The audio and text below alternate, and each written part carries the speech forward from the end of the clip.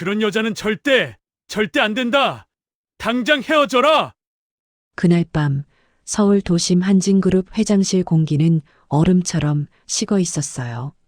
아버지는 아들을 마주 앉혀놓고 한치의 망설임도 없이 그 말을 던졌죠. 설명도 없었고 이유도 없었습니다. 그건 조언이 아니라 명령이었어요. 하지만 아들은 그 말을 듣는 순간 고개를 숙이지 않았습니다. 잠시 침묵이 흘렀고 회장실의 공기가 더 무겁게 가라앉았죠. 그리고 아들은 낮고 단단한 목소리로 말했어요. 싫습니다. 그 짧은 한마디가 이 집안의 질서를 처음으로 흔들기 시작했습니다.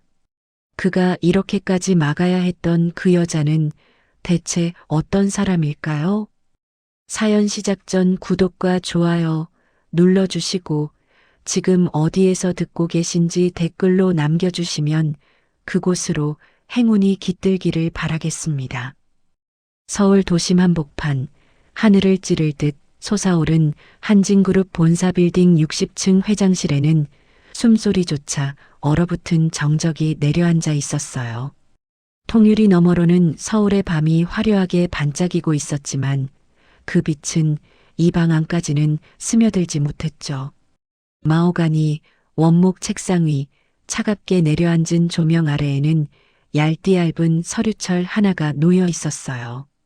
종이 몇 장에 불과했지만 그 존재감은 방 안의 공기를 모조리 빨아들이는 것처럼 무거웠죠. 마치 살아있는 생명체처럼요. 강태진 회장은 창밖을 향한 채 한동안 꼼짝도 하지 않고 서 있었어요. 넥타이는 단정했지만 손끝은 눈에 띄지 않을 정도로 미세하게 떨리고 있었죠. 60년 인생 동안 계산과 판단으로만 세상을 살아온 남자. 실수란 단 한 번도 허용하지 않았던 그의 얼굴에는 분노와 실망 그리고 스스로 인정하고 싶지 않은 불안이 얇게 겹쳐 있었어요. 그때 똑똑 조심스러운 노크 소리가 회장실의 침묵을 갈랐어요. 문이 열리며 김 비서가 고개를 숙이고 들어섰죠. 수십 년 동안 강 회장의 바로 뒤 한 걸음에서 살아온 사람. 그는 방 안에 들어서는 순간 오늘이 평범한 날이 아니라는 걸 본능처럼 느꼈어요. 회장님 부르셨습니까? 강 회장은 바로 대답하지 않았어요. 잠시 후 천천히 몸을 돌렸죠. 겨울 바다처럼 차갑고 깊은 눈빛이 김 비서를 향했어요. 그는 말없이 턱짓으로 책상 위 서류철을 가리켰어요. 김 비서, 이거 읽어봤어요? 낮게 가라앉은 목소리였지만 그 안에 담긴 무게는 결코 가볍지 않았어요. 네, 회장님. 조금 전에 확인했습니다. 강 회장은 서류철을 집어들고 몇 장을 넘기더니 사진 몇 장을 책상 위에 툭툭 흩뿌렸어요. 사진 속에는 환하게 웃고 있는 지훈의 얼굴과 그 옆에 수수한 차림의 젊은 여자가 있었죠. 해운대 시장 골목, 떡볶이 가게 간판 아래였어요. 해운대 시장 떡볶이집이라 그의 목소리에 깊은 조롱이 섞였어요. 내 아들 지훈이가 말이야, 고작 이런 여자한테 빠져 있다는 거군. 김 비서가 조심스럽게 말을 보태려 했지만 강 회장의 싸늘한 시선이 그의 입을 막았어요. 저런 부류의 여자들이 뭘 노리는지 내가 모를 줄 압니까? 그는 사진 속 여자의 얼굴을 손가락으로 톡톡 두드렸어요. 항상 같죠. 돈, 신분, 자리. 잠시 침묵이 흘렀고 강 회장은 인터폰을 눌렀어요. 지훈이 지금 당장 회장실로 오라고 해요. 김 비서는 아무 말 없이 고개를 숙였죠. 이건 단순한 부름이 아니라는 걸 그는 잘 알고 있었어요. 얼마 지나지 않아 문이 열리고 지훈이 들어섰어요. 단정한 정장 차림이었지만 표정 어딘가에는 긴장감이 묻어 있었죠. 아버지의 얼굴을 보는 순간 회장실의 공기가 평소와 다르다는 걸 단번에 느낀 듯 했어요. 아버지, 부르셨습니까? 앉아라. 강 회장은 짧게 말했지만 눈빛은 전혀 부드럽지 않았어요. 지훈이 자리에 앉자 강 회장은 곧바로 본론으로 들어갔죠. 부산에는 자주 내려가나 보더라. 지훈의 눈동자가 순간 흔들렸어요. 아주 짧은 순간이었지만 강 회장은 그걸 놓치지 않았죠. 이 여자. 그는 사진 한 장을 들어 올렸어요. 비밀로 만나고 있는 거 이미 다 알고 있다. 지훈은 잠시 침묵하다가 천천히 입을 열었어요. 사적인 일까지 이렇게 조사하실 필요는 없다고 생각합니다. 강 회장의 입가에 비웃음이 스쳤어요. 사적인 일? 그는 낮게 웃으며 말을 이었죠. 대한그룹 후계자의 연애가 언제부터 사적인 일이었지. 그리고 단호하게 말했어요. 헤어져라. 명령이었어요. 선택지는 없었죠. 하지만 이번엔 지훈이 물러서지 않았어요. 안 됩니다. 짧고 분명한 대답이 회장실에 울렸어요. 정말 좋은 여자입니다. 아버지가 생각하는 그런 사람 아닙니다. 강 회장의 눈이 가늘어졌어요. 순진하군. 아닙니다. 지훈의 목소리가 처음으로 높아졌어요. 돈 보고 접근한 사람 아니에요. 제가 회장 아들이라는 것도 처음엔 몰랐습니다. 강 회장은 천천히 자리에서 일어나 지훈을 내려다봤어요. 그래서 차갑게 물었죠. 그 여자가 내 인생에, 이 가문에 무슨 도움이 되는데. 지훈은 잠시 숨을 고른 뒤 고개를 저었어요. 도움이 안 되면 사랑하면 안 됩니까? 그 말이 떨어지는 순간 강 회장의 눈빛이 완전히 식어버렸어요. 사랑은 사치다, 지훈아. 그는 낮게 그러나 단단하게 말했어요.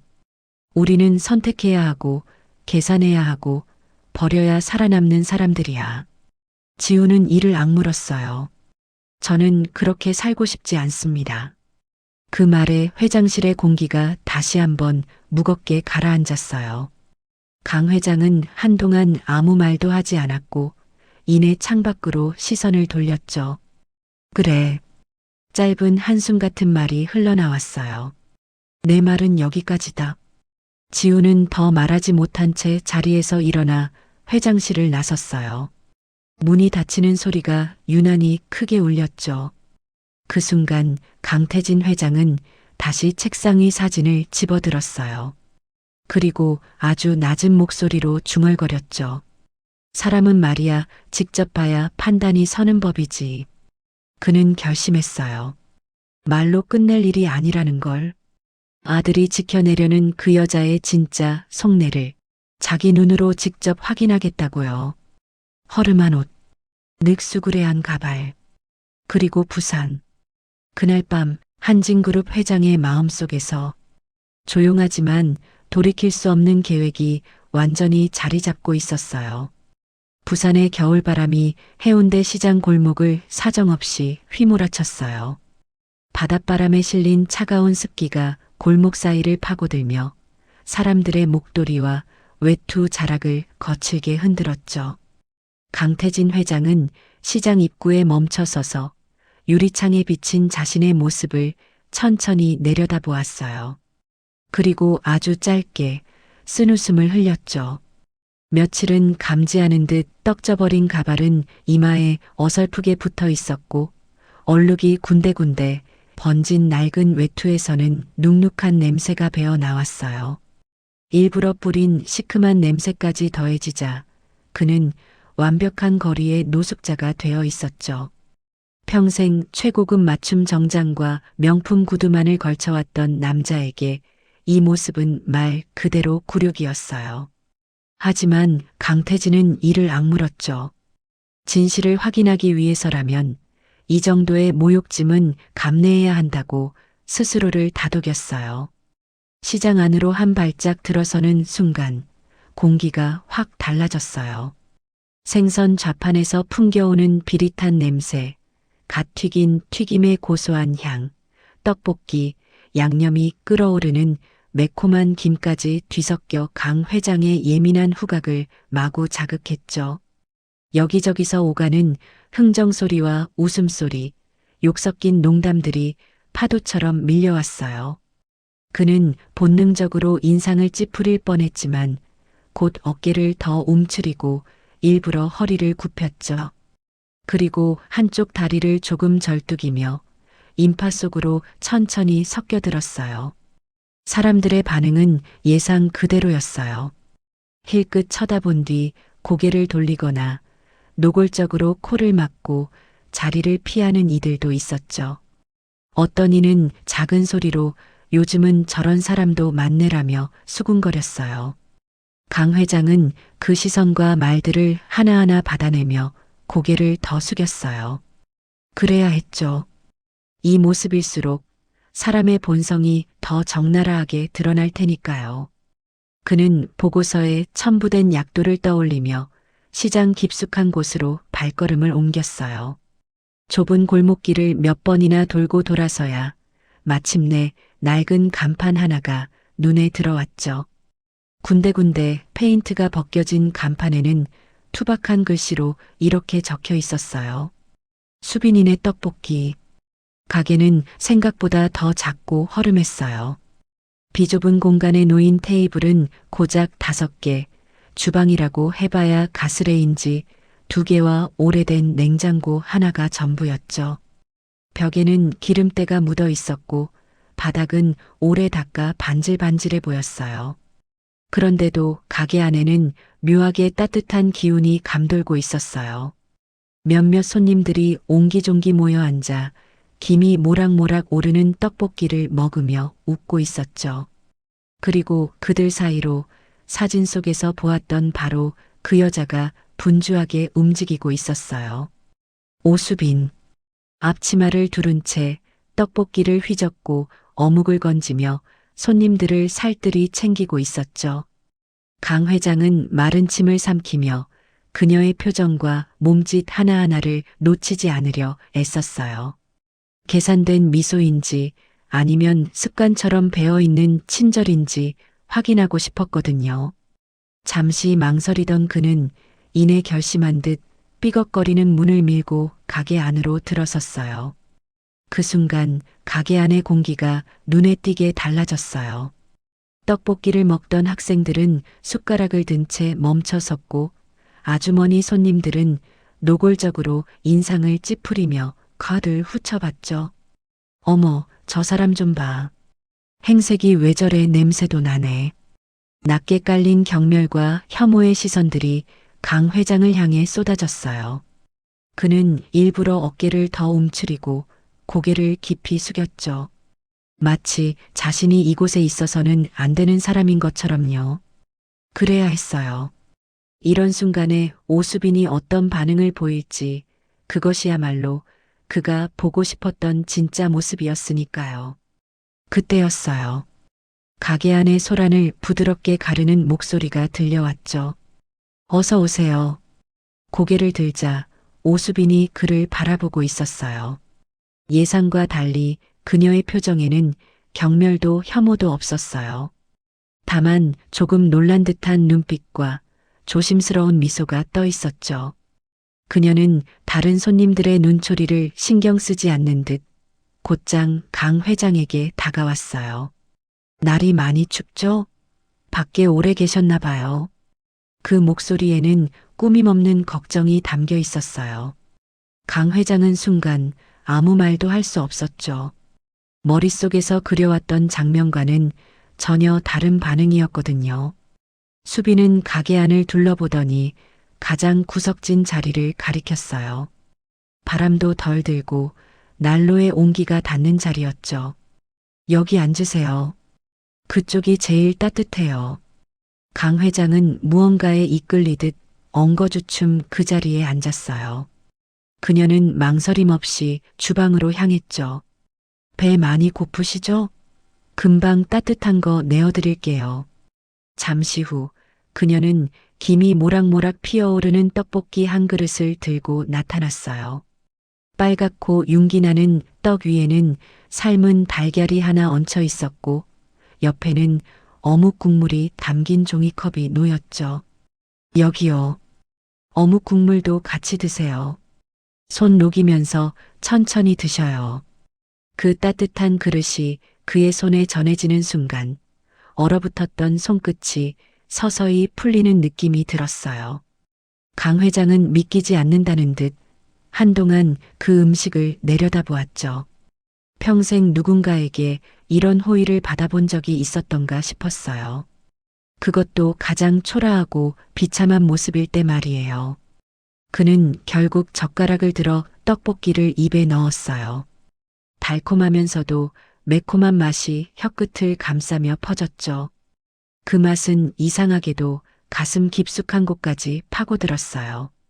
수십 년간 먹어온 어떤 진수성찬보다도 더 강렬하게요.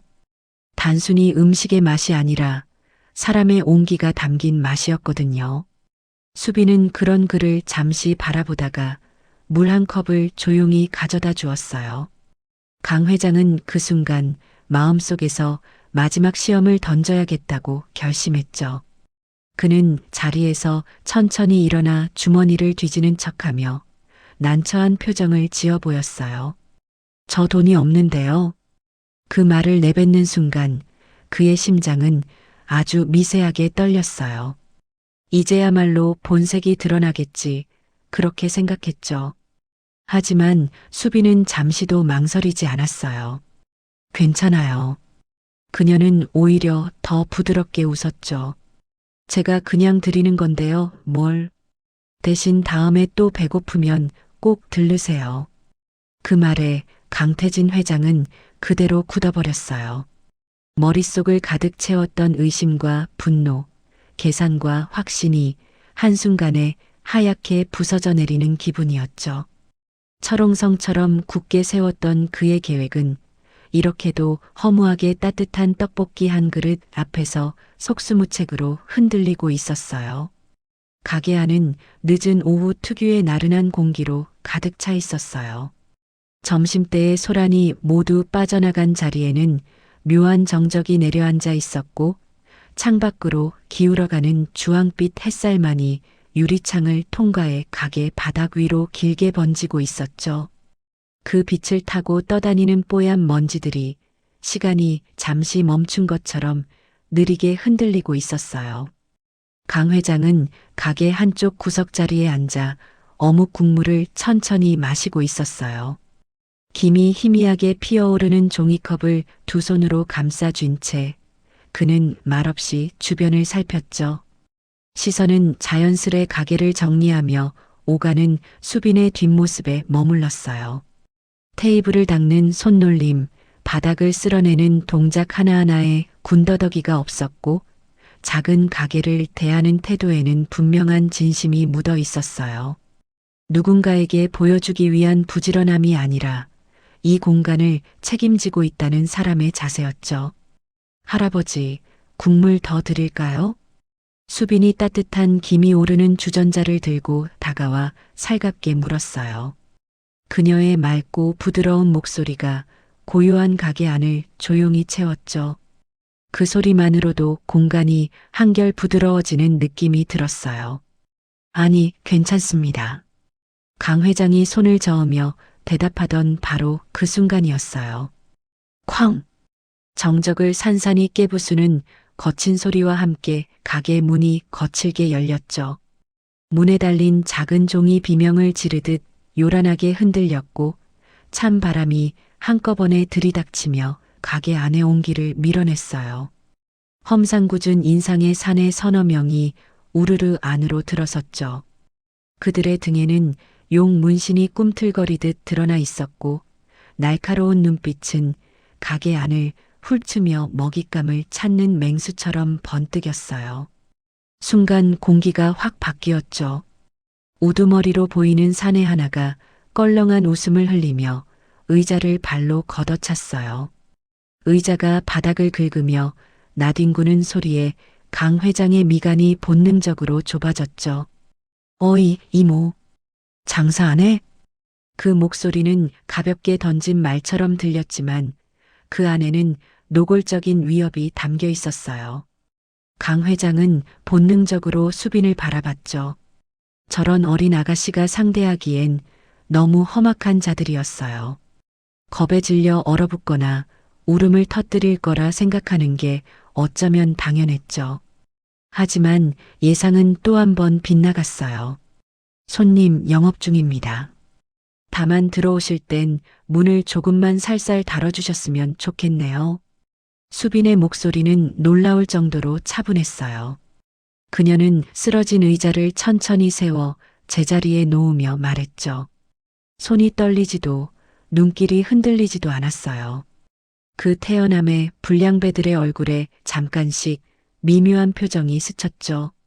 뭐야, 이 계집애는? 여기가 내 가게야? 네, 제가 잠시 맡고 있어요. 주문하시겠어요? 수빈은 앞치마에 손을 쓱 닦고 그들을 똑바로 바라봤어요. 고개를 숙이지도 눈을 피하지도 않았죠. 그 당당함에 사내의 얼굴이 점점 붉어졌어요. 주문? 야, 우리가 돈 내고 먹을 사람들로 보여? 그냥 있는 거 다 내와봐. 그가 소리치자 옆에 있던 부하들이 테이블 위에 물컵을 일부러 엎질렀어요. 물이 바닥으로 쏟아지며 철벅거렸고 그들은 낄낄거리며 웃어댔죠. 가게 안의 공기는 단숨에 살얼음판처럼 팽팽해졌어요. 강 회장은 자리에서 일어날지 잠시 망설였어요. 몸이 먼저 반응하려 했지만 마음 한구석에서는 이 상황을 끝까지 지켜보고 싶다는 기묘한 호기심이 고개를 들었죠. 이 아가씨가 과연 어떻게 대응할지 그는 알고 싶어졌어요. 수비는 엎질러진 물을 잠시 내려다보았어요. 그리고 아무 말 없이 주방으로 향했죠. 그 뒷모습에는 도망치거나 겁에 질린 기색이 전혀 없었어요. 오히려 너무 침착해서 이 상황이 비현실적으로 느껴질 정도였죠. 불량배들은 그녀가 기세에 눌려 음식을 만들러 간다고 생각했는지 의자에 거만하게 다리를 꼬고 앉아 휘파람을 불기 시작했어요. 잠시 후 달그락거리는 소리와 함께 수빈이 쟁반을 들고 나타났어요. 쟁반 위에는 김이 모락모락 피어오르는 새빨간 떡볶이 한 그릇이 놓여 있었죠. 매콤하고 달콤한 냄새가 험악해진 공기를 비집고 스며들었어요. 뭐야, 진짜로 만들어 왔네? 우두머리 사내가 비웃듯 말했어요. 수빈은 그의 앞에 떡볶이 그릇을 조심스럽게 내려놓았죠. 갓 조리된 떡볶이는 용암처럼 부글거리며 유난히 뜨거워 보였어요. 드세요. 방금 만들어서 아주 뜨거울 거예요. 여전히 나긋한 목소리였지만 그 안에는 분명 단단한 심지가 느껴졌어요. 사내는 의심스러운 눈으로 수빈과 떡볶이를 번갈아 보았죠.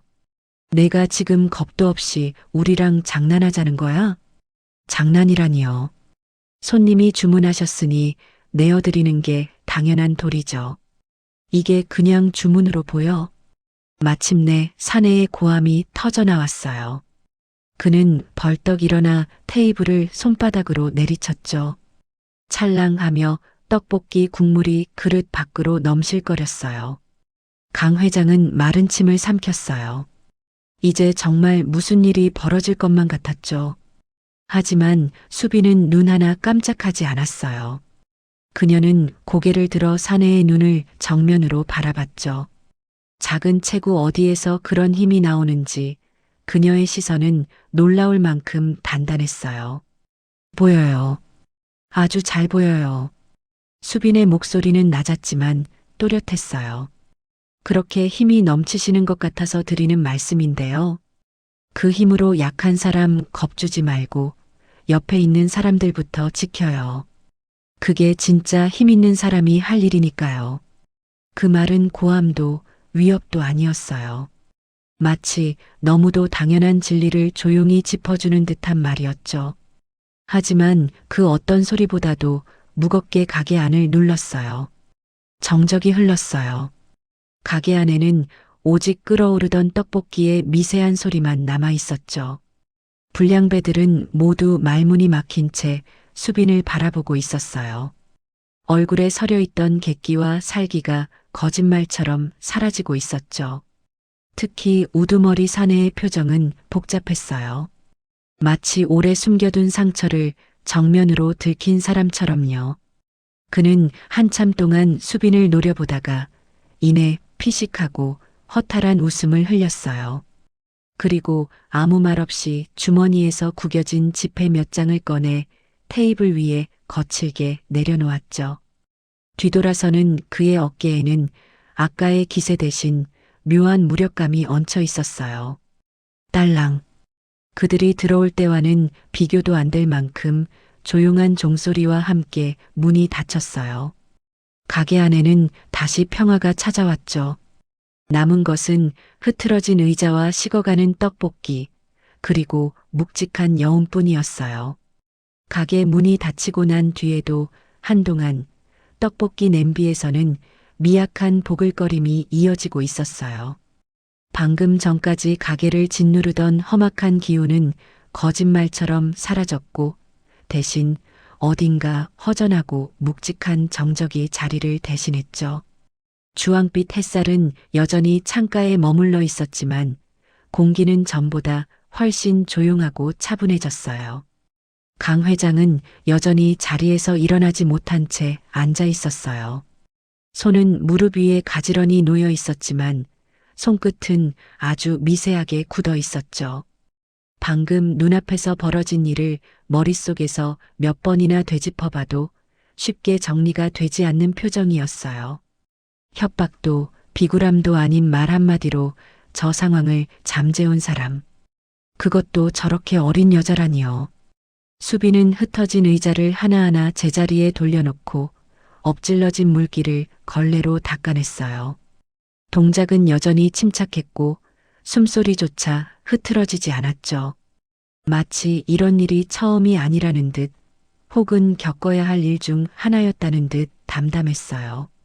정리를 마친 수비는 잠시 강 회장을 바라보다가 조심스럽게 다가왔어요. 그녀의 얼굴에는 아까의 단호함 대신 다시 익숙한 따뜻함이 깃들어 있었죠. 할아버지 괜찮으세요? 그녀는 몸을 살짝 숙여 눈높이를 맞추며 물었어요. 목소리는 낮고 부드러웠고 조금 전에 긴장감을 풀어주듯 조심스러웠죠. 많이 놀라신 건 아니죠? 강 회장은 그 질문에 바로 대답하지 못했어요. 놀랐느냐고요? 평생을 권력과 숫자, 힘의 논리 속에서 살아온 자신이 방금 같은 장면에 이렇게까지 흔들릴 줄은 몰랐거든요. 그는 잠시 숨을 고른 뒤 천천히 고개를 저었어요. 아니요, 나는 괜찮습니다. 하지만 수비는 그의 얼굴을 한 번 더 살폈어요.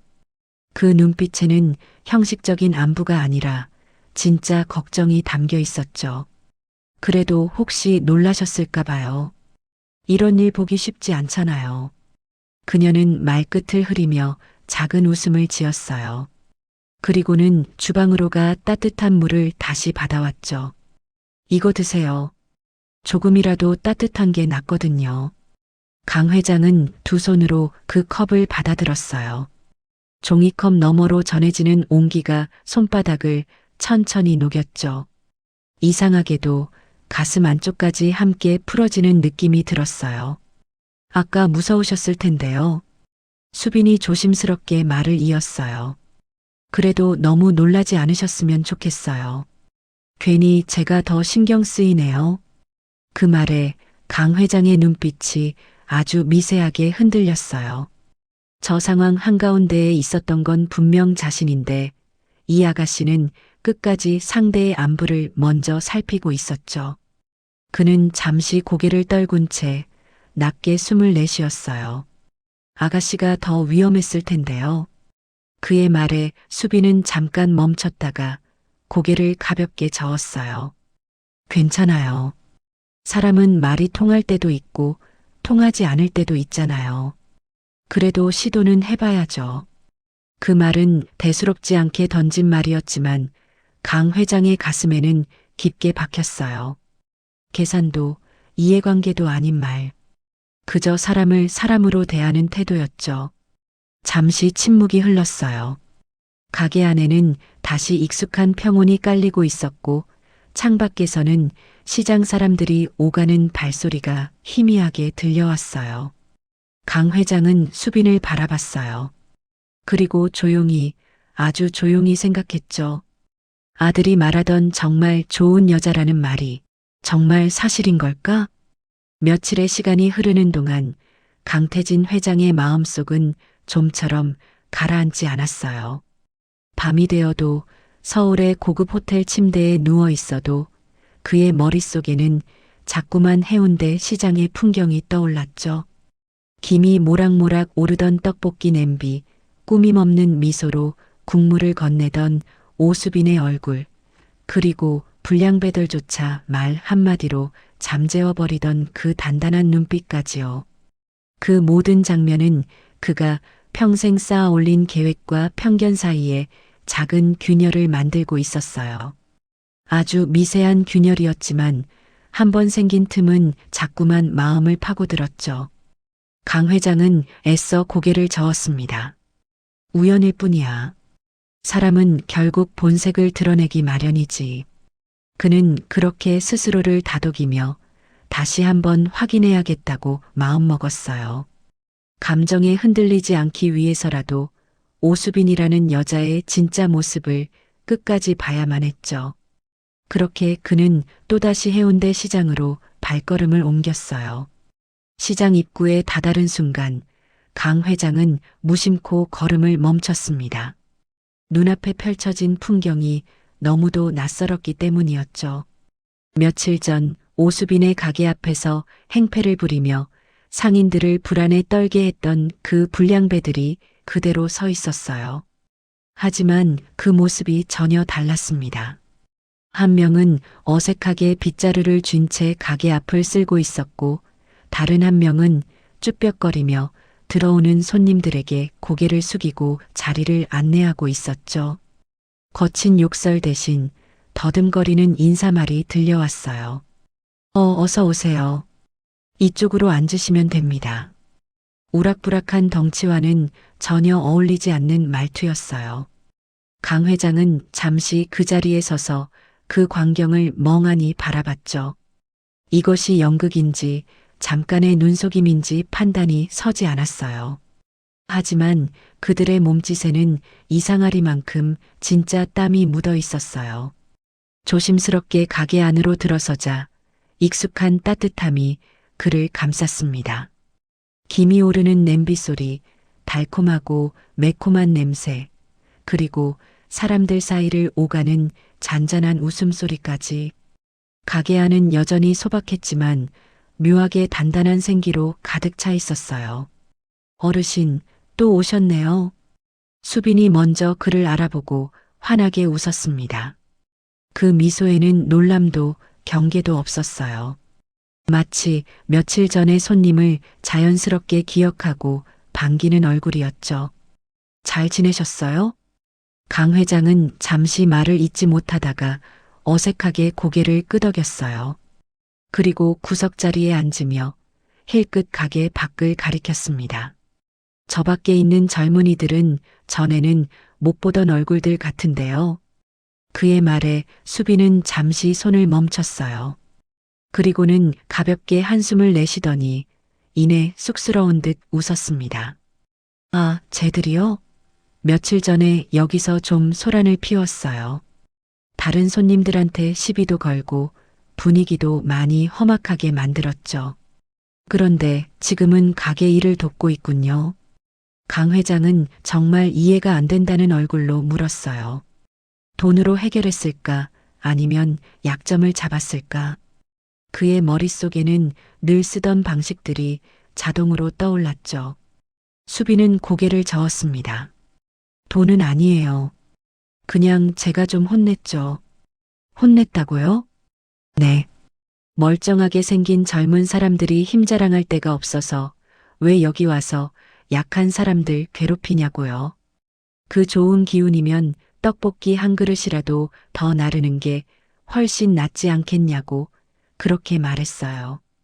그녀는 아주 담담하게 말했지만 강 회장은 그 말에 적잖이 놀랐어요. 그 말에 저 젊은이들이 순순히 따르던가요? 수빈은 잠시 웃으며 고개를 끄덕였어요. 처음엔 길길이 날뛰었죠. 그래서 이렇게 말했어요. 오늘 여기서 행패 부린 값은 떡볶이 100그릇이다. 돈으로 갚든 몸으로 갚든 선택하라고요. 강 회장의 눈이 조금 더 커졌어요. 대신 수빈은 말을 이으며 덧붙였습니다. 여기서 땀 흘려 일해서 갚으면 매일 따뜻한 밥은 내가 책임지겠다고 약속했어요. 그 순간 옆 테이블에 앉아있던 과일 가게 아주머니가 고개를 끄덕이며 말을 보탰어요. 아이고, 수빈 씨 아니었으면 우린 다 어쩔 뻔했어요. 저놈들 때문에 장사도 힘들고 다들 겁나서 문 닫을 뻔했다니까요. 경찰 불러도 그때뿐이었는데 저렇게 사람을 만들어 놓다니 정말 대단해요. 아니에요, 아주머니. 수빈은 손사래를 치며 웃었습니다. 아직 멀었어요. 사람 되려면요. 그때 밖에서 빗자루질을 하던 청년 하나가 가게 안으로 들어왔어요. 그는 수빈을 보더니 머리를 극적이며 퉁명스러운 듯 말했죠. 누나, 앞은 다 쓸었어요. 이제 뭐 하면 됩니까? 누나라는 호칭에 강 회장의 시선이 잠시 멈췄어요. 며칠 전만 해도 눈에 살기를 띠고 있던 얼굴이었죠. 고생했네. 수빈은 아무렇지 않게 말하며 안쪽을 가리켰어요. 저기 단무지 그릇 좀 안으로 옮겨주고 너도 이리 와서 떡볶이 한 그릇 먹고 해. 밥은 먹고 일해야지. 그녀는 곧바로 떡볶이 한 그릇을 내주었고 청년은 말없이 자리에 앉아 허겁지겁 먹기 시작했어요. 그 모습에는 이전의 난폭함 대신 어딘가 서툰 집중만이 남아 있었죠. 강 회장은 그 장면을 한참 동안 바라보았습니다. 돈과 권력으로 사람을 굴복시키는데 익숙했던 그에게 이 풍경은 충격에 가까웠어요. 오수빈은 협박하지도 거래하지도 않았죠. 다만 사람을 사람으로 대하며 잘못은 분명히 짚되 돌아올 자리를 남겨두었을 뿐이었어요. 또 다른 청년이 가게 안으로 들어와 말했습니다. 누나, 옆 가게 아저씨가 짐 좀 나르는 거 도와달래요. 그래, 다녀와. 힘들면 둘이서 같이 가고. 네. 청년은 밝은 대답과 함께 나갔어요. 수빈은 그 뒷모습을 흐뭇하게 바라보다가 강 회장 앞에 따뜻한 어묵 국물을 다시 내려놓았습니다. 어르신, 이거 드세요. 몸 좀 녹이셔야죠. 그 손길은 처음과 다르지 않았어요. 노숙자처럼 보이는 그에게나 불량배였던 청년들에게나 시장 상인들에게나 똑같이 따뜻했죠. 거기에는 계산도 차별도 없었어요. 강 회장은 뜨거운 국물을 마시며 깊은 생각에 잠겼습니다. 아들을 지킨다는 명목으로 자신은 얼마나 많은 사람을 숫자와 조건으로만 판단해 왔던가. 하지만 이 작은 떡볶이 가게에서는 사람의 마음이 움직이고 있었어요. 그때 시장 안쪽에서 누군가 큰 소리로 외쳤습니다. 수빈아, 고마워. 내 덕분에 우리의 장학금 받았대. 수빈은 환하게 웃으며 엄지를 치켜 세웠어요. 그 웃음에는 타인의 기쁨을 진심으로 함께 기뻐하는 마음이 담겨 있었죠. 그 모습을 바라보며 강태진 회장의 가슴속에 처음으로 근본적인 질문 하나가 떠올랐어요. 진짜 힘이란 대체 무엇인가? 그 순간 평생을 지탱해온 그의 가치관이 이 허름한 시장 골목에서 조용히 그러나 분명하게 흔들리고 있었습니다. 이것은 더 이상 작전이 아니었어요. 그의 인생 자체가 새로운 질문 앞에 서 있는 순간이었죠.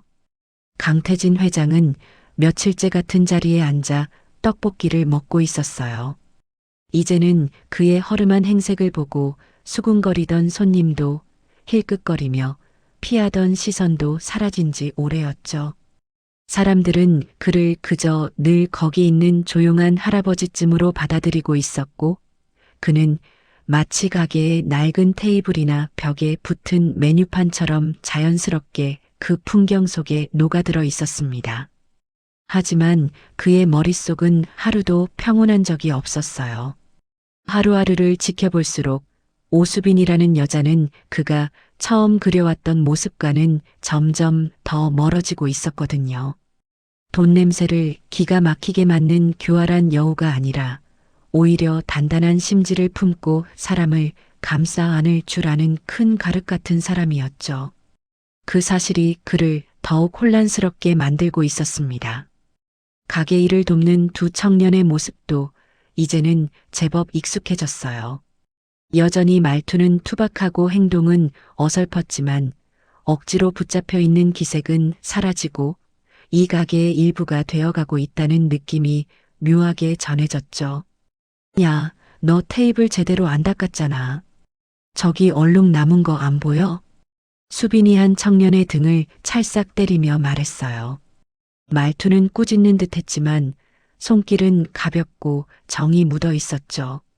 청년은 인상을 팍 쓰며 투덜거렸지만 결국 입을 삐죽 내밀고 다시 행주를 들었어요. 아, 알았어요.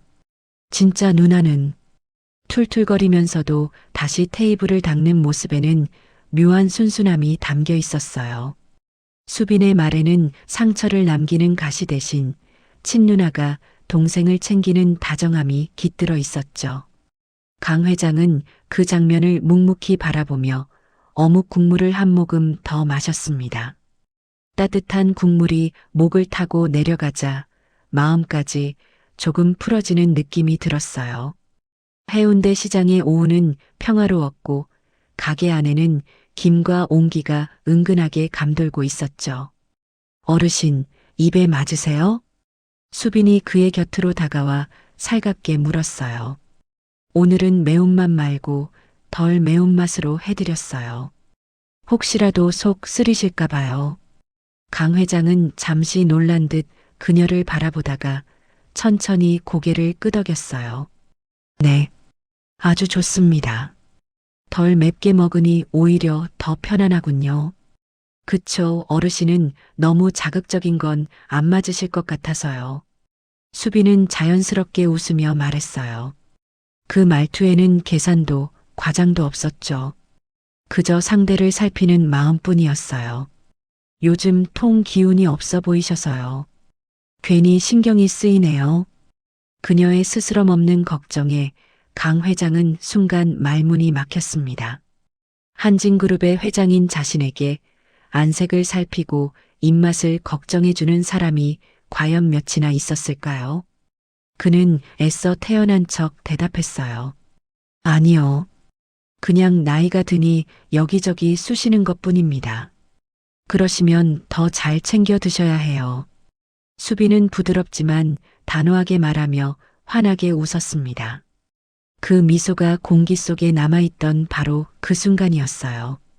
어디선가 코를 찌르는 매캐한 냄새가 바람을 타고 서서히 흘러들어왔습니다. 처음에는 누구도 크게 신경 쓰지 않았죠.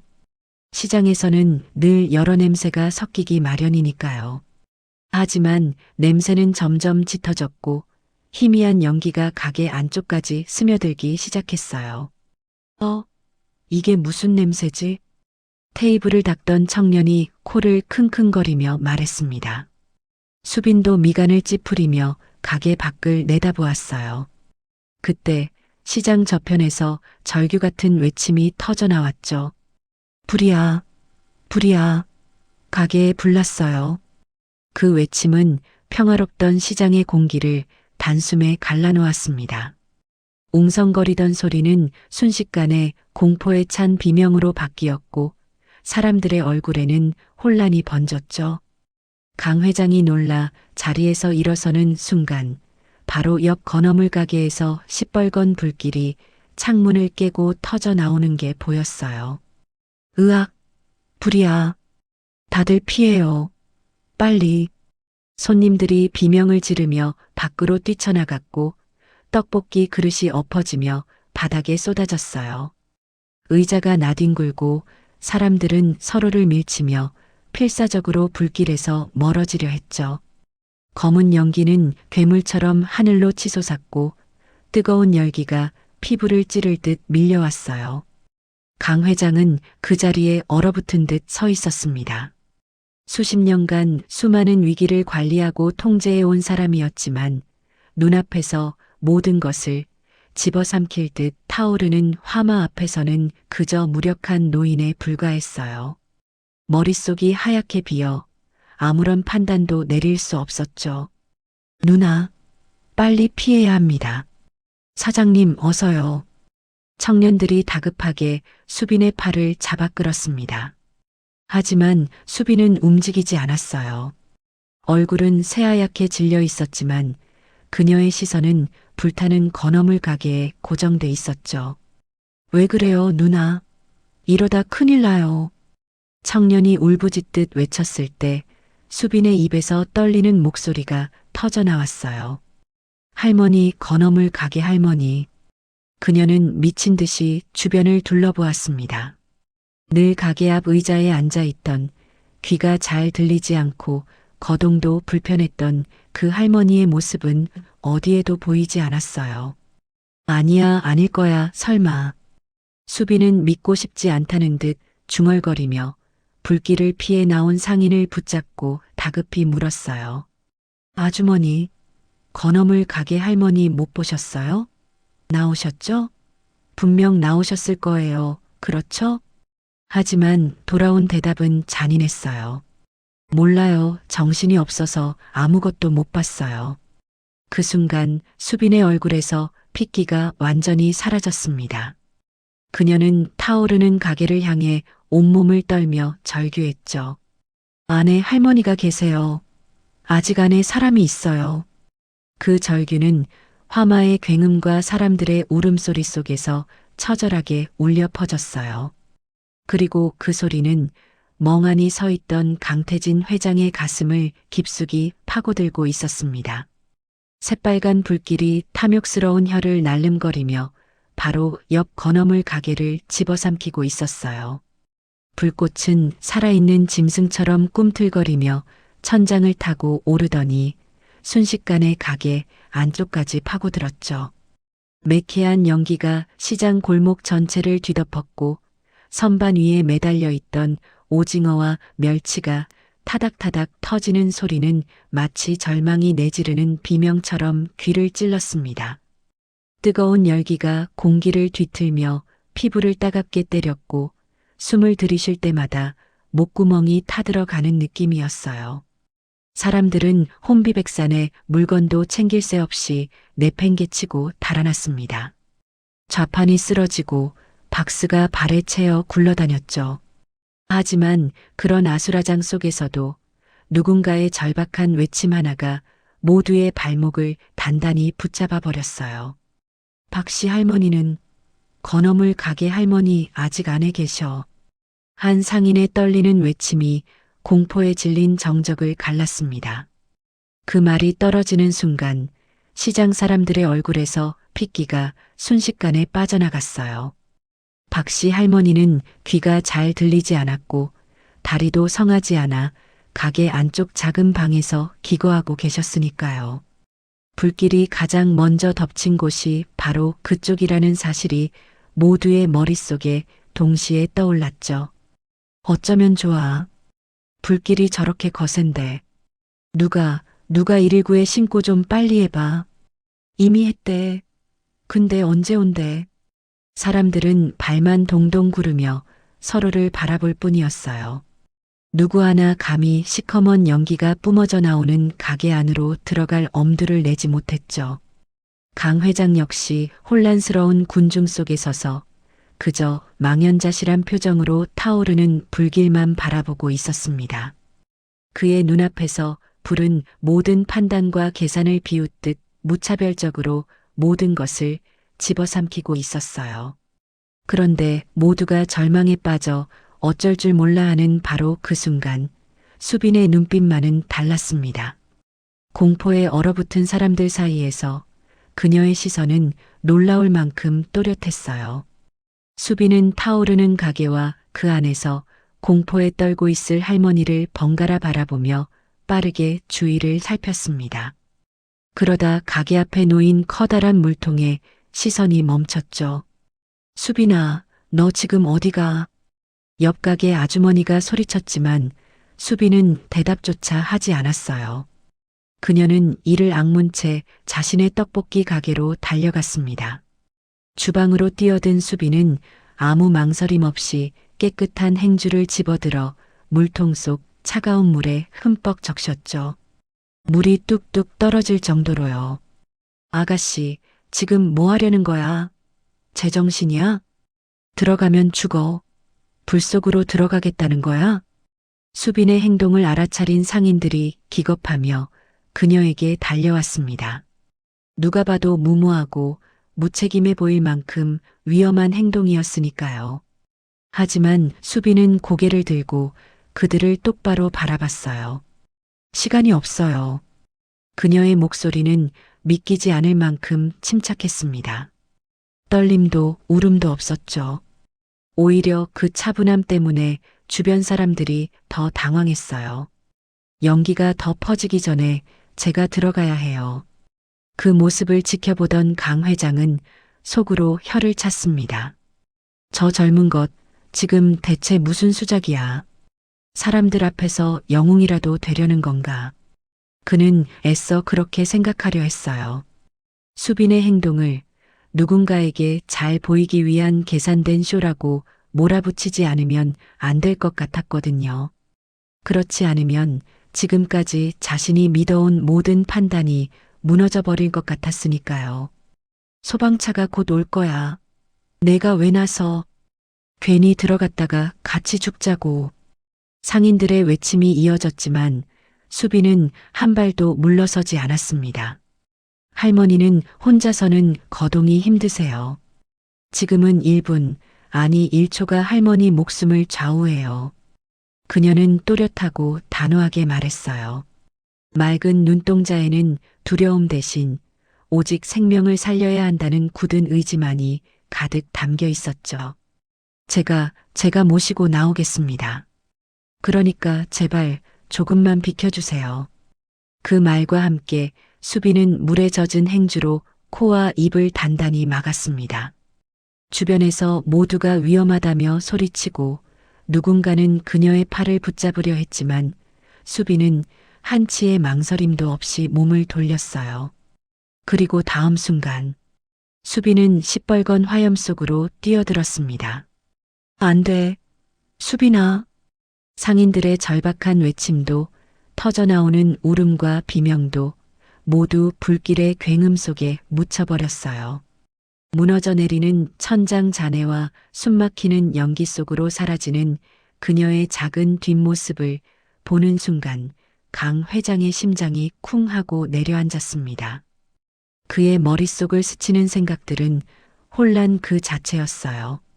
돈을 노리고 접근했을 거라는 의심, 젊은 여자의 영악함에 대한 경계, 그 모든 것이 한순간에 산산이 부서져 내렸죠. 저건 계산이 아니었습니다. 저건 쇼도 아니었어요. 자기 목숨을 내던진 너무도 분명한 선택이었죠. 시간이 멈춘 것처럼 느껴졌습니다. 시장 사람들은 숨조차 제대로 쉬지 못한 채 불타는 가게만 바라보고 있었어요. 누군가는 두 손을 모아 중얼거리듯 기도했고 누군가는 눈물을 훔치며 수빈의 이름을 불렀죠. 강 회장은 다리에 힘이 풀려 그대로 주저앉을 뻔했습니다. 저 아이는 대체... 그의 입에서 신음 같은 목소리가 흘러나왔어요. 평생 사람을 의심하고 이익과 손해로만 세상을 재단해온 자신의 삶이 이 불길 앞에서 송두리째 부정당하는 기분이었습니다. 까만 재가 눈처럼 흩날리는 가운데 멀리서 희미하게 들려오던 사이렌 소리가 점점 또렷해지고 있었어요. 가게 앞에 서 있던 두 청년은 눈물을 흘린 채 불길에서 시선을 떼지 못하고 있었습니다. 자신들을 품어주었던 누나가 지금 저 지옥 같은 화염 속에 있다는 사실이 믿기지 않는 얼굴이었죠. 1분이 1시간처럼 길게 늘어졌고 모두의 심장은 터질 듯 요동쳤습니다. 자욱한 연기와 매캐한 제 냄새가 현장을 무겁게 짓눌렀어요. 불길은 아직 완전히 잡히지 않은 채 검은 연기를 토해내고 있었고 붉은 불씨가 잔해 속에서 간헐적으로 튀어오르며 사람들의 심장을 덜컥 내려앉게 만들었죠.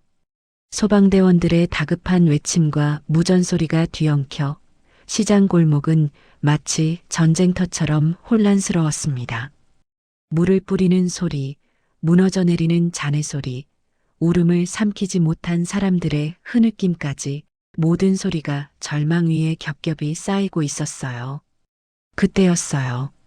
요란한 급정거 소리와 함께 검은 세단 한 대가 통제선 근처에 거칠게 멈춰 섰습니다. 문이 열리기도 전에 한 남자가 뛰쳐나왔죠. 얼굴은 창백하게 질려 있었고 눈은 불길을 향해 미친 듯 흔들리고 있었어요. 지훈이었습니다. 수빈 씨, 오수빈 씨.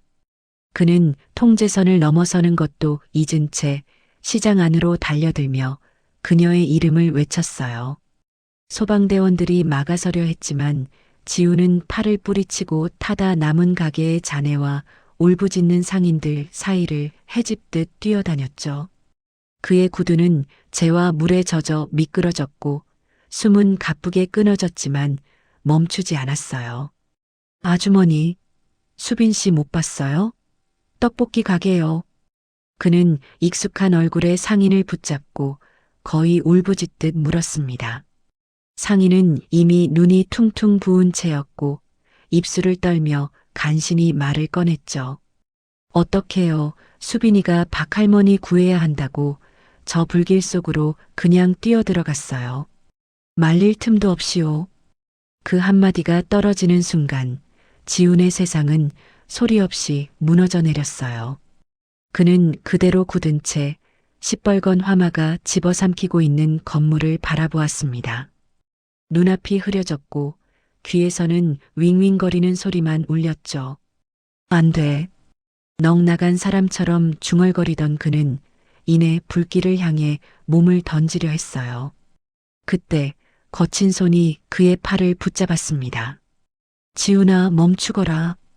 어느새 곁에 도착한 강 회장이었어요. 그의 얼굴 역시 창백했고 숨은 평소보다 거칠게 가빠 있었죠. 바로 뒤에서 소방대장이 헬멧을 벗은 채 지친 얼굴로 말을 이었습니다. 지금은 진입이 불가능합니다. 내부 붕괴 위험이 너무 큽니다. 대원들도 철수한 상황입니다. 안 됩니다. 지훈은 소방대장을 향해 무너져 내리듯 외쳤어요. 아직 안에 사람이 있어요. 제발요, 제발 한 번만 더 한 번만요. 그의 목소리는 애원을 넘어 거의 비명에 가까웠습니다. 무릎이 풀린 채 바닥에 주저앉은 지훈을 강 회장은 힘겹게 붙잡고 있었어요. 말리지 않으면 아들도 불길 속으로 뛰어들 것 같았기 때문이죠. 하지만 그의 손 역시 미세하게 떨리고 있었어요. 그 역시 인정하고 싶지 않은 현실 앞에서 속수무책이었으니까요. 모두가 이제 희망의 끈을 놓아야 하나 그렇게 체념하려던 바로 그 순간이었습니다. 저기요. 누군가 떨리는 목소리로 외쳤어요. 그 말에 현장에 있던 모든 시선이 한 곳으로 쏠렸습니다. 아직 연기가 채 가시지 않은 건물 입구 쪽 자욱한 연기 속에서 흐릿한 인형 두 개가 아지랑이처럼 피어오르고 있었죠. 사람들은 숨을 죽였습니다. 아무도 감히 말을 잇지 못했어요. 점점 가까워지는 형체는 온몸이 검은 그을음으로 뒤덮인 수빈이었습니다. 그녀는 자신보다 훨씬 작은 체구의 할머니를 거의 없다시피 온몸으로 부축하고 있었어요. 할머니는 축 늘어진 채 의식이 없는 듯 보였고 수빈의 발걸음은 금방이라도 무너질 것처럼 위태로웠죠. 수빈아. 지훈의 목에서 터져나온 외침이 현장을 날카롭게 갈랐습니다. 그는 강 회장의 손을 뿌리치고 그대로 수빈을 향해 달려갔어요. 그 목소리를 들었는지 수빈은 희미하게 고개를 들어 그를 바라보았죠.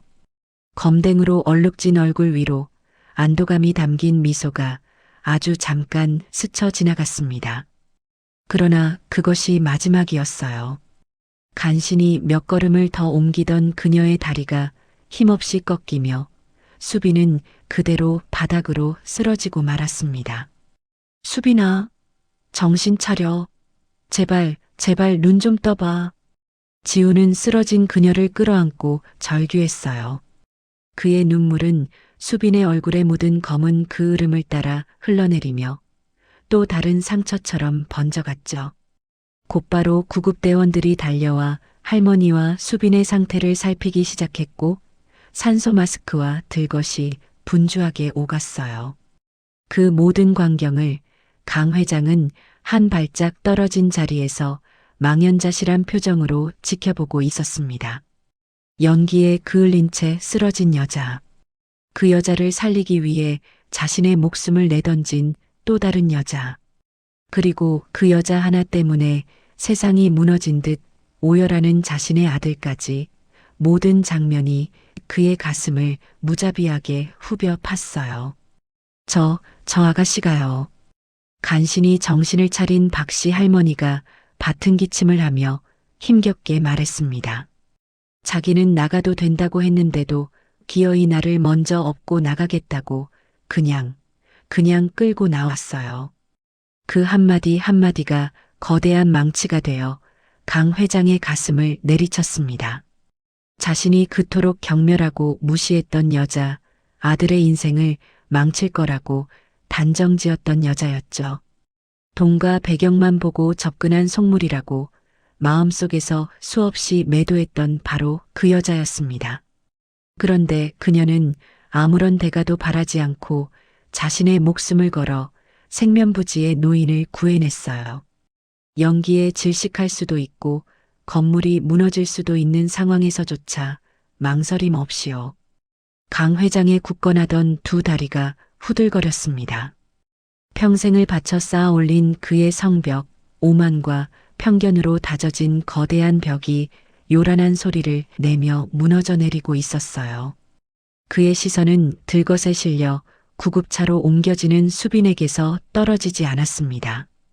핏기 하나 없는 얼굴, 산소 마스크 너머로 간신히 이어지는 희미한 숨결이 그의 눈에 깊게 박혔죠. 내가 대체 무슨 짓을 한 건지.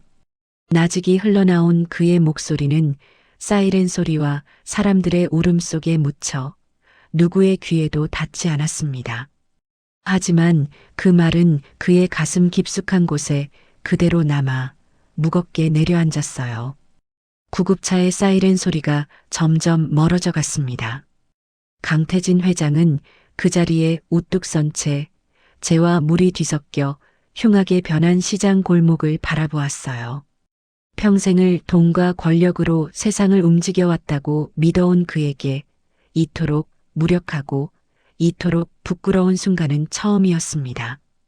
그의 눈가에 고인 뜨거운 눈물이 더 이상 참아지지 않은 채 조용히 흘러내리고 있었어요. 희미한 소독약 냄새가 코끝을 맴돌았습니다. 차갑지도 따뜻하지도 않은 공기가 폐 깊숙이 스며들며 오수빈은 천천히 의식을 끌어올렸어요. 무거운 눈꺼풀이 납덩이처럼 느껴졌지만 그녀는 있는 힘을 다해 그것을 들어 올렸죠. 세상은 아직 초점을 찾지 못한 채 흐릿하게 번져 있었고 천장 위 형광등은 물속에서 바라보는 것처럼 일그러져 보였습니다. 귓가에는 규칙적인 기계음이 똑똑 고요를 쪼개듯 울리고 있었어요. 그 소리는 이상하게도 현실을 붙잡아주는 닷처럼 느껴졌죠. 여기가 어디인지, 왜 이렇게 누워 있는지 한순간에 떠오르지 않았습니다. 머릿속은 안개가 낀 것처럼 텅 비어 있었어요. 그러다 문득 기억의 파편들이 밀려오기 시작했습니다. 모든 것을 삼킬 듯이 타오르던 시뻘건 불길, 사람들의 절규와 이름을 부르는 다급한 목소리, 그리고 떨리는 할머니의 손을 꼭 붙잡았던 감촉. 무너져 내릴 듯 흔들리던 천장, 숨이 막혀 폐가 찢어질 것 같던 연기 속에서 그녀는 오직 하나만을 생각했죠. 나가야 한다. 반드시 같이 나가야 한다. 수빈 씨, 수빈 씨. 그때 익숙하고 다정한 목소리가 그녀의 귓전을 파고들었습니다. 그 목소리는 혼란 속에서도 분명하게 구분되었어요. 흐릿하던 시야가 조금씩 초점을 찾으면서 걱정이 가득한 얼굴 하나가 그녀의 시야에 들어왔죠. 강지훈이었습니다. 그의 눈가는 심하게 붉어져 있었고 핏줄이 도드라진 눈은 밤새 한숨도 자지 못했음을 말해주고 있었어요. 깔끔해야 할 머리는 헝클어져 있었고 넥타이도 풀린 채였죠. 언제나 단정하던 그의 모습과는 너무도 달라서 수빈은 잠시 멍하니 그를 바라봤습니다. 지훈 씨 여긴. 그녀는 숨을 들이켰다가 겨우 말을 이었어요. 병원이에요? 목소리는 심하게 잠겨 있었고 말끝이 갈라졌습니다. 지훈은 그녀의 손을 두 손으로 조심스럽게 감싸주며 연신 고개를 끄덕였어요. 네, 병원이에요. 다행히 의식이 돌아왔어요. 그는 숨을 삼키듯 말을 멈췄다가 다시 이어갔죠. 정말 다시는 못 깨어나는 줄 알았어요. 그의 목소리 끝이 파르르 떨렸습니다. 억지로 붙잡고 있던 감정이 금방이라도 무너질 것처럼요. 수빈은 그런 그의 표정을 보며 흐릿한 기억 속에서 가장 중요한 한 가지를 떠올렸어요. 나는 괜찮아요. 그녀는 잠시 숨을 고른 뒤 다시 물었습니다. 그런데 할머니는요? 건어물 가게 할머니 무사하세요? 정신이 완전히 돌아오기도 전에 그녀가 가장 먼저 찾은 것은 자신의 아니가 아니었어요. 불길 속에서 함께 나왔던 그 할머니의 얼굴이 머릿속을 스쳤죠. 지우는 그런 수빈을 바라보며 애틋함과 미안함이 뒤섞인 눈빛으로 고개를 끄덕였습니다. 네. 할머니는 무사하세요. 그는 울먹이며 말했어요. 연기 흡입은 있었지만 지금은 많이 좋아지셨어요. 전부 수빈 씨 덕분이에요. 수빈은 그제야 안도의 숨을 내쉬었습니다. 온몸이 쑤시고 아팠지만 가슴 한가운데가 조금 따뜻해지는 느낌이 들었죠. 정말 다행이네요. 지우는 잠시 망설이다가 그녀를 바라보며 조용히 말을 이었습니다. 그리고 미안해요. 미안하다니요? 수빈은 눈을 깜빡이며 되물었어요. 지우는 그녀의 손을 더 꼭 잡았습니다. 수빈 씨를 그렇게 위험한 상황에 혼자 두게 해서요. 그의 눈에 뜨거운 눈물이 고였죠. 다시는 혼자 두지 않을게요. 제가 곁에 있을게요. 평생. 그 말은 다짐에 가까웠습니다. 수빈은 잠시 아무 말도 하지 못한 채 그를 바라보다가 아주 작게 미소를 지었어요. 몸은 아팠지만 그 미소만큼은 진심이었죠. 바로 그때였습니다. 병실 문이 아주 조용히 열렸어요. 발소리는 낮고 조심스러웠고 공기마저 무겁게 가라앉는 느낌이 들었죠.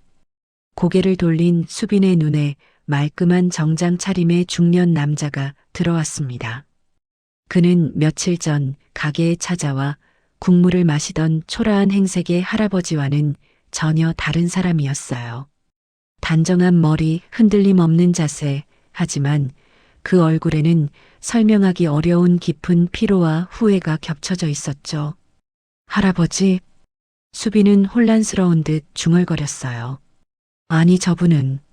지훈이 잠시 숨을 고르고 조심스럽게 입을 열었습니다. 수빈 씨 제 아버지세요. 그리고 잠시 말을 멈춘 뒤 덧붙였죠. 한진그룹 회장이십니다. 그 말이 병실 안에 조용히 내려앉았습니다. 수빈의 눈이 크게 떠졌어요. 강태진 회장은 아무 말 없이 침대 옆으로 다가왔습니다. 그의 걸음은 무거웠고 표정은 그 어떤 날보다도 진지했어요. 정적을 가르며 강 회장의 낮고 메마른 목소리가 울렸습니다. 오래 눌러 담아왔던 무언가를 꺼내는 듯한 소리였죠. 예상치 못한 고백이 시작되려는 순간이었습니다.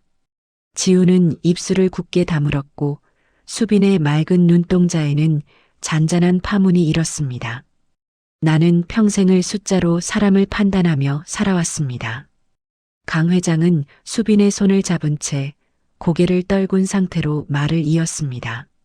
마치 스스로에게 죄를 묻는 사람처럼요. 눈에 보이는 조건과 결과만이 전부라고 믿었어요. 그래서 감히 당신의 진심을 의심했습니다. 내 아들 곁에서 무언가를 얻으려는 사람일 거라고 그렇게 단정해버렸죠. 지훈의 턱이 분노로 굳어졌습니다. 당장이라도 무언가를 말하고 싶었지만 수빈이 그의 팔을 살며시 감싸주며 고개를 저었어요. 지금은 듣는 것이 먼저라는 듯이요. 사람을 붙여 뒤를 밟게 했습니다. 강 회장의 목소리가 조금 더 낮아졌어요. 그것도 모자라 노숙자로 변장해서 당신 가게에 찾아가기까지 했습니다. 수빈의 눈이 커졌습니다. 머릿속에서 하나의 장면이 또렷이 이어졌죠. 며칠 동안 말없이 국물을 마시던 초라한 행색의 노인. 그때 그 할아버지가 맞습니다. 강 회장은 고개를 끄덕였습니다. 당신이 떡볶이를 내주고 돈이 없다는 말에도 웃으며 다음에 또 오라고 했던 그 사람이 바로 나였습니다. 그의 목소리에는 깊은 수치심이 묻어 있었습니다. 이상하게도 조사하면 할수록 드러난 건 당신의 흠이 아니라 내가 감히 흉내낼 수도 없는 진심이었어요. 그는 잠시 숨을 고른 뒤 말을 이었습니다. 불량배들까지 품어안는 그 마음을 나는 처음부터 이해하지 못했습니다. 강 회장은 수빈의 손을 천천히 놓더니 모두가 말릴 틈도 없이 그 자리에서 무릎을 꿇었습니다. 쿵! 둔중한 소리가 병실 바닥을 울렸고 그 소리는 세 사람의 가슴까지 내려앉게 했어요. 아버지, 회장님, 지훈과 수빈이 동시에 외쳤습니다. 지훈이 급히 아버지를 일으키려 했지만 강 회장은 고개를 숙인 채 움직이지 않았습니다. 사람의 마음을 돈으로만 재단해온 제 오만함에 대해 사과하고 싶었습니다. 강 회장의 목소리는 떨리고 있었어요. 당신 같은 사람을 몰라보고 내 아들의 곁에 서기엔 부족한 사람이라고 생각했던 제 판단이 얼마나 어리석었는지 이제야 알았습니다. 그것은 단순한 사과가 아니었습니다. 자신이 살아온 방식 전체를 부정하는 고백이었죠. 불길 속으로 뛰어드는 당신을 보았습니다. 그는 고개를 더 깊이 숙였습니다. 그 순간 깨달았습니다. 내가 평생 쌓아 올린 것들이 얼마나 허약한 껍데기였는지를요. 강 회장의 어깨가 미세하게 흔들렸습니다. 강철 같던 사람이 처음으로 무너지는 순간이었어요. 회장님, 제발 이러지 마세요. 수빈의 눈에서 눈물이 흘러내렸습니다. 그녀는 링거가 꽂히지 않은 손으로 이불을 붙잡고 통증을 참으며 조심스럽게 몸을 일으켰어요. 수빈 씨, 안 돼요. 아직 무리하시면 안 됩니다. 지훈이 다급히 부축했지만 수빈은 고개를 저으며 비틀거리듯 강 회장 앞으로 다가갔습니다. 그리고 그의 팔을 붙잡았죠. 제가 뭐라고 이렇게까지 하십니까? 그녀의 목소리는 작았지만 진심이 분명했어요. 부디 일어나 주세요. 수빈의 눈물 어린 말에 강 회장은 마침내 고개를 들었습니다. 그의 눈에도 눈물이 고여 있었죠. 지훈이 다가와 수빈의 어깨를 감싸 안고 다른 한쪽으로는 아버지의 팔을 함께 부축했습니다. 오랫동안 세 사람 사이를 가로막고 있던 차갑고 단단한 벽이 그 순간 조용히 무너져 내렸습니다. 강 회장은 천천히 일어서며 두 사람을 바라보았습니다. 고맙습니다, 수빈 씨. 그의 목소리는 낮고 진중했어요. 당신 덕분에 내가 가장 중요한 걸 다시 배웠습니다. 사람이 먼저라는 것, 그리고 진심이야말로 가장 큰 힘이라는 걸요. 그는 아들 지훈의 어깨에 손을 얹었습니다. 지훈아, 내 말이 맞았다. 잠시 숨을 고른 뒤 분명하게 말했죠. 이 아버지가 틀렸다. 수빈 씨는 우리 가족이 평생 만나기 어려운 정말 귀한 사람이다. 지훈은 말없이 아버지를 꼭 끌어안았습니다. 그 품 안에서 부자 사이에 쌓여있던 오랜 벽도 함께 허물어지고 있었습니다. 왁자지껄한 해운대 시장이 오늘만큼은 세상에서 가장 특별한 예식장이 되었습니다. 고소한 기름 냄새와 매콤한 떡볶이, 양념 냄새가 뒤섞인 공기 속으로 사람들의 유쾌한 웃음소리가 퍼져나갔어요. 화려한 호텔의 크리스탈 샹들리에 대신 시장 아케이드 천장에 내걸린 오색 망국기가 바람에 맞춰 경쾌하게 펄럭이고 있었죠. 사실 이 결혼식은 누구보다 수빈의 뜻이었습니다. 한진그룹이 마음만 먹으면 서울 최고급 호텔에서 언론이 몰려드는 성대한 예식을 열 수 있었지만 수빈은 단호했어요. 나는 사람들이 이름이 아니라 얼굴로 축하해주는 결혼식이 좋아요. 큰 집 말고 작은 집이 좋아요. 서로 얼굴 보고 인사할 수 있는 곳에서 살고 싶어요. 그리고 내가 가장 많이 웃고 울었던 곳에서 결혼하고 싶어요. 그곳이 바로 이 시장이었죠. 아이고, 우리 수빈이 오늘 진짜 예쁘다. 선녀가 따로 없네. 떡볶이 가게 아주머니가 하얀 앞치마를 두른 채 엄지를 척 치켜 세우며 외쳤습니다. 그 말에 주변 상인들도 모두 자기 일처럼 기뻐하며 손뼉을 쳤어요. 신랑은 또 어떻고 저렇게 훤칠한 청년이 우리 시장 사위가 된다니 복덩이가 굴러들어왔네. 생선 가게 아저씨의 너털 웃음에 시장 전체가 한바탕 웃음으로 들썩였습니다. 수수한 흰색 원피스를 입은 수빈과 깔끔한 정장 차림의 지우는 하객석을 가득 메운 시장 사람들을 바라보며 연신 고개를 숙여 인사했어요. 호텔 웨딩홀에서는 느낄 수 없는 진짜 축하가 그곳에 있었습니다. 과일 상자 2개를 포개 만든 소박한 줄의 단상 앞에 강 회장이 섰습니다. 예전의 냉철하고 위압적인 모습은 찾아볼 수 없었죠. 그저 아들과 새로운 며느리의 앞날을 축복하러 온 한없이 낮아진 아버지의 얼굴이었습니다. 다들 바쁘신 와중에도 이렇게 귀한 시간을 내주셔서 정말 감사합니다. 강 회장이 상인들을 향해 정중히 허리를 숙이자 시장 안이 잠시 술렁였습니다. 이 결혼식 자체가 이미 예상 밖이었으니까요. 사실 오늘 이 자리가 호텔도 아니고 연회장도 아닌 이 시장이 된 건 전부 수빈이의 뜻이었습니다. 그의 말에 사람들의 시선이 자연스럽게 수빈에게 향했어요. 성대한 결혼식은 싫다고 했습니다. 크고 화려한 집도 원하지 않는다고 했어요. 강 회장은 미소를 지으며 말을 이었습니다. 사람 냄새 나는 곳, 얼굴을 알고 이름을 부를 수 있는 곳에서 살고 싶다고 하더군요. 지우는 수빈을 바라보며 조용히 고개를 끄덕였습니다. 그 선택이 얼마나 단단한 결심이었는지 누구보다 잘 알고 있었거든요. 솔직히 말씀드리면 저는 처음에 이 결혼을 반대했던 사람입니다. 강 회장의 목소리는 차분했지만 진심이 묻어 있었어요.